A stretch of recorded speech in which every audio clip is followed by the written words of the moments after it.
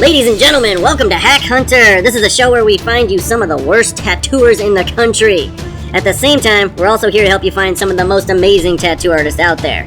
So, stick around for episode 10 where we went hunting in Indiana, where we wanted to help a husband find an artist for his wife's sleeve. A very specific kind of artist. Sit back, relax, let's find some hacks.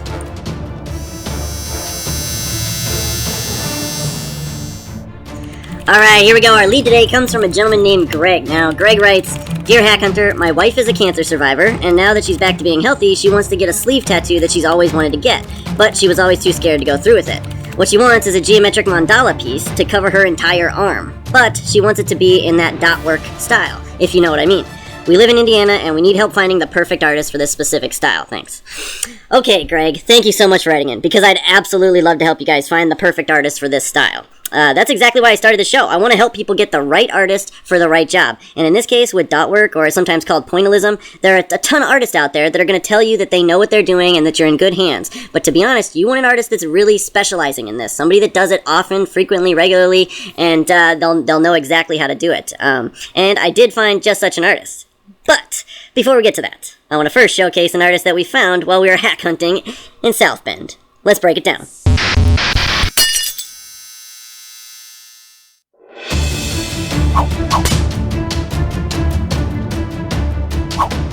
Alright everybody, I'm going to switch it up a little bit this time. I'm going to start with the best first. This gentleman's name is Ryan Adams. Ryan, sorry this is the only photo I could find of you, buddy, but it's alright, your work speaks for itself. If you guys want to go check him out, he's working at Marvel Tattoo and Piercing. They're in South Bend, Indiana, marveltattoo.com.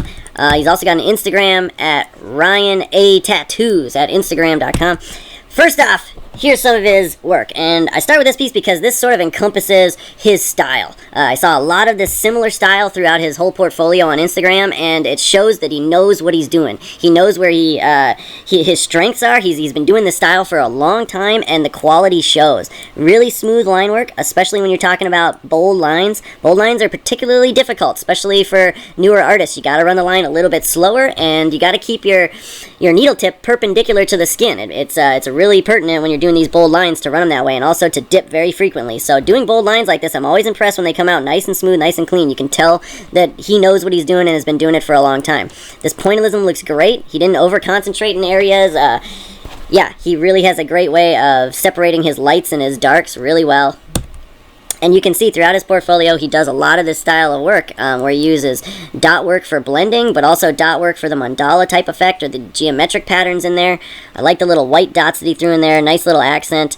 A lot of his work is very American traditional-esque, but it's also mixed with kind of like a comic book style, because he uses this great use of multiple line weights, where he uses bold outer edging in some areas, and then he'll use thin line weights in other areas to accent details. He also likes to use light gray line work in here too. And although it's a simple type of art, it's a really beautiful, bold type of art at the same time. And I think he's just gotten really good at it, perfected it over the years. And I think it's all beautiful custom piece too. This is not stuff that he's pulling offline. This is not stuff that he's like tracing off a flash book.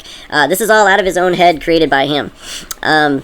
I'm not a big fan of this type of shading, but I know it's a matter of preference. This type of shading, what I mean is, it's sort of got this peppered effect where you can see the lines of the shader. Now, this is sort of a traditional way of shading. It's not something that I was personally taught. I was always taught to avoid it, but I also know that it's part of this style. And so, just looking through his portfolio, if that sort of peppering effect is occurring, I can tell you absolutely that it's intentional. So that's in no way a knock at him. It's just my own personal preference. But he, again, just makes it look beautiful, clean, bold lines, smooth shading. And again, with the dot work shading in here, another great custom piece. Yeah, you can tell he's got a lot of experience doing dot work. And this is why, Greg, I would definitely encourage you and your wife to reach out to Ryan. He looks like he has a lot of experience even doing large geometric pieces in this dot work. And here's a great example of that. Look at how time-consuming this must have been. But throughout the whole process, he remembered where his dark dots were supposed to be and his light dots were meant to be. And that's really, really tedious work for an artist, but he nails it, you know? He kept his concentration up through the whole piece, and he kept focused on it, and you're not seeing any errors because of it. I also wanted to showcase some of his color work, just so that we don't all think that he can only do that dot work. He does a lot of great American traditional style color work. And it's very clean and again, custom. I didn't see anything in his portfolio that was traced or copied offline that I could find. And that nowadays that alone is very impressive because every friggin' artist is grabbing something offline to make their jobs a lot easier, or clients always bring in things from offline to make their jobs easier. But yeah, I love to see it when an artist custom designs something every time. This is a beautiful example of color. Look at the blending.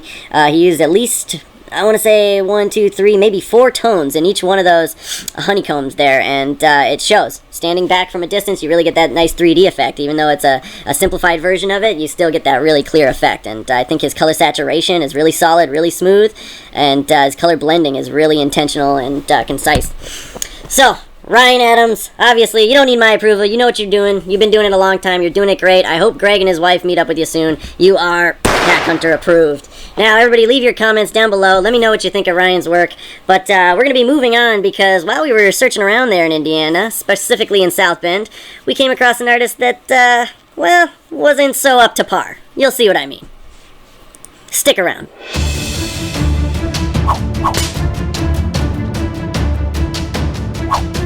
Alright, here's a specific artist that I thought it was worth mentioning there in South Bend, Indiana. His name is Ron Hoax. He is working at, and I'm going to butcher this name, Nadwezibe. You can find on, I know I'm getting that wrong, NADWEZIBE.net is the address for his studio. You can also find him on Instagram at Ron Hoax, Hoaks. Now let's check out some of his work. First, I think anybody looking at this can kind of tell why I would have beef with it. It's really not, I mean, from a distance you can see that it's flowers and everything, but when you really go in here, there's just very minimal detail and it's very, very blurry. I think after looking through his portfolio, I can definitively say this is not his style. This sort of watercolor is just not his style. You can see the greens don't blend into the seafoam tone there, or the teal. Yeah, these flowers, they just have such a soft, fuzzy edge to them, and it's possible that this was intentional, but overall, I mean, when you're looking from a distance, this might look okay, but when you get in close, this does not look like a high-end, high-quality watercolor piece. I think it definitely shows that it's not up his alley, but this blending, like the blue right here to the teal, it should blend a lot smoother than that. You shouldn't be able to see such an obvious chunk of blue surrounded by an obvious chunk of teal. Especially in watercolor, it's supposed to be like watery, runny paint, you know? It's supposed to blend together and drip together. But here, it's just sort of blotches of it, patches of it. And again, he might have intentionally left the flowers kind of indistinct with no detail in them. But overall, I just think that it lacks the crispness and it lacks like the definition to make it look like a nice quality piece. And it's unfortunate because that probably took a long time.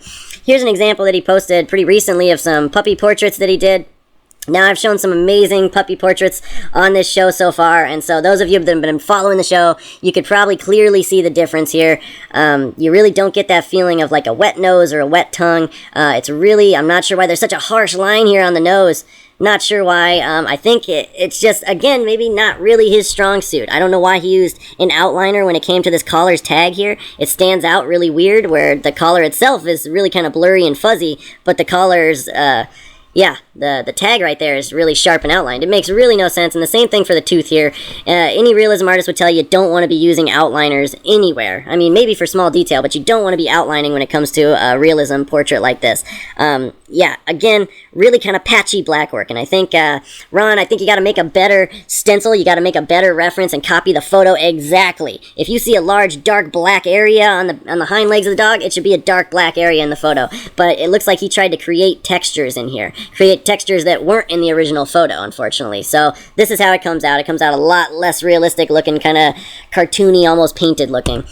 Here's a really large leg sleeve, and my beef with this one was how dark it is. Now, I know part of this is in the photo. Taking photos was not his strong suit either, but when you really zoom in on these feathers, the center of these sunflowers, they're just so dark. Super, super dark shading in there and just no real texture or detail. And then each petal just has a simple shade coming off of it. And I really was not a fan of this sort of scratchy shading that was done on the rose here. I'm not a fan of the shape of the rose either, but overall, I mean, that could just be the style that he designs in. But if you look at the way he shaded here, it almost looks like he shaded with a round shader instead of a mag like he should have been. And it creates this kind of scratchy looking effect rather than like a nice, smooth, blended effect. But overall, for something that's supposed to be like a nice feminine piece on a girl's entire leg, I mean, just standing 5 feet away from this person, you would just see these dark black blotches. And so I think he needs to kind of gauge that a little bit better, especially kind of deciding when you're working on a specific client, like a female, you need to ask them, do they want it that dark? Do they want it that heavy looking, or do they want it more feminine?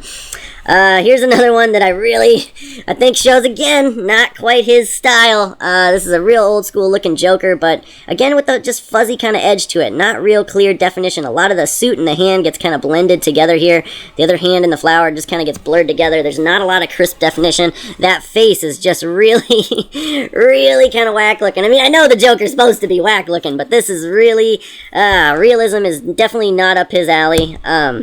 And another example of watercolor is doing a cover-up, and you can see, here's the before, here's the after. I know these pinks are not meant to cover up when the black is still that black from an old tattoo. Pink is not going to cover it up, and that's why you can clearly see the lines coming through there. Now, it doesn't matter how good a saturation he's going to do. Some of these colors are just too light to cover something that's that dark.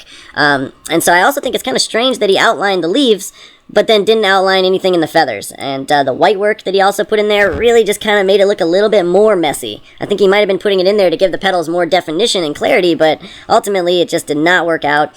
Another thing that I'm not a fan of is this blending of the color back here. Again, you can see he has a hard time creating a smooth transition from the color to the skin tone, or from a dark color to a light color, and this is what you get. You just get this clear edge where I know he wanted that to look smooth and blended off, but it's just like a solid patch of the color instead of being a nice soft edge.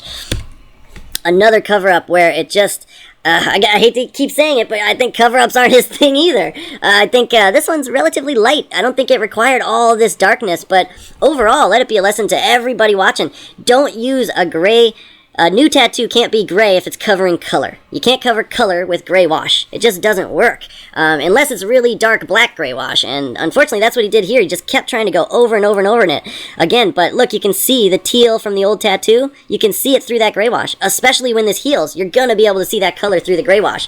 Gray wash is like diluted ink. It's like trying to cover paint with pencil shading. It just doesn't work. You can do the other way around. You can cover gray wash with color very easily, but you just can't do it this way, and it's unfortunate. You're going to see a lot of these areas where that color is going to pop through in the end. The old lines, these black lines, they're going to come through that gray wash too, but it's unfortunate because this was not the most difficult cover-up. I think, a more experienced artist that's skilled with cover-ups would have been able to do something just beautiful over top of that, but I think in Ron's case, he's having a hard time with this saturation. Even the color up here, you can see that line. That's the same line right there. You can see it go right through that color because he's trying to use a light teal. But I think a more experienced artist would have known better in this case and avoided it. Another beef I have with this one is obviously these chunks back here. You can see that teal is not a solid saturated area. It's definitely going to be patchy when it heals. There's going to be white specks in there. It's going to scab worse in some places than others, and when those scabs come off, you're going to get these white patchy areas instead of solid color. You can see it up in the front here too if I zoom in. There's just not solid teal there. I can see skin showing through it, so something he definitely needs to work on. But here's a little bit of redemption. This was one of my favorite pieces that I found of his. This one actually looks like he spent some time, effort, and detail in it. You can see this black edge over here. That looks nice and rich black. I wish he would have done that rich black up here, because this gray up here is going to come out a little bit patchy, but overall, this is a great piece. I think that he blended gray wash with color in the eyes. And if you watch the show, you guys know I complain about that all the time. Artists do not mix color with gray wash. You just don't do it. You should have used like a brown up in here rather than the gray wash. It's kind of the lazy method, but you can see that on one of Ryan's tattoos that I just showed. He did the owl. He used multiple tones of color in the eye rather than just using the orange mixed with gray wash. You gotta spend a little bit more time and a little bit more different variations of ink. Don't just blend that gray wash off your color. But you did a great job in the texturing of the feathers. You can see where the feathers flow. I think he did a better job in this one. It's a little confusing to see some great work like this and then to see so many other pieces that just miss the mark really far. But he is capable of doing great artwork, but anybody that's going to go to him, I would just say be really careful. And to Ron, I would say you got to narrow it down. You got to find what you're good at and stick with it. You don't have to say yes to every client. It looks like you've been around a long time. You got a good following of clientele. Don't go with the things that you're not comfortable with. If you're not sure you can't cover something up, just send it to another artist. If you're not sure that that's your style, like watercolor or realism, send it to another artist. But as of right now, can't give you our approval. Sorry to say. That's it for this episode, but feel free to leave your thoughts on the episode down in the comments. Let me know what you thought of these two artists. Also, if you think you found a hack in your city, or if you just want us to do a review of your tattoo artist, send an email to TheHackHunters@gmail.com, and we might just feature them in next week's episode. But if you just like to watch, that's okay too. Just subscribe to the show, click on the bell icon, so you get notified when we post a new episode every week. We'll see you all then. Bye-bye.